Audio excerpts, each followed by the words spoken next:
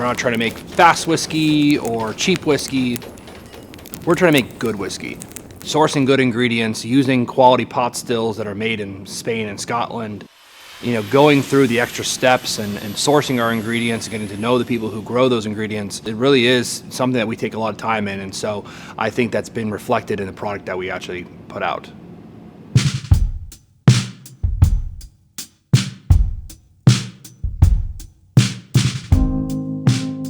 Whiskey is a long-term product. You put something in barrel and you let it sit there for 3 years, you let it sit there for 20 years.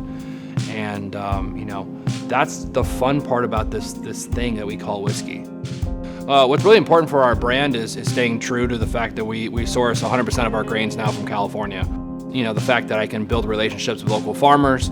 We've got a malt house in the back of the building, so building relationships with people has really been a large part of what we've done. Then taking that a step further and in sourcing non-GMO grains, sometimes organic grains, that gives us an opportunity to really sort of give money to something that we believe in. But it's also about creating something that's true to yourself. And so to create a product that supports a local ecosystem like this, that goes all the way from the farmers that we source it to, but that goes all the way down to the bartenders who pour the drink at the end of the line. How can we raise this thing we call a California ecosystem? What can we do to better ourselves?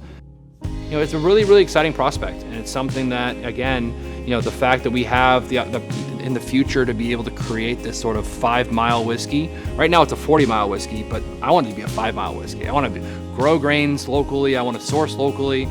We originally started making rye whiskey to start, and then soon thereafter started getting into bourbon.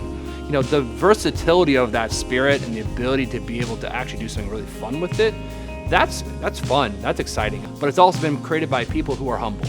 We don't have all the answers yet. We've only been open for 10 years. We're trying to accrue as much information as we can. We work with a ton of master distillers, which have guided us in the right path so far. And I really feel like we've now been to a place where we can create something that will ideally, be emblematic of a place that we created in. And again, thinking about the way they do things in cognac, the idea is you're creating a brandy today for your kids to drink, and your parents created a brandy for you to drink.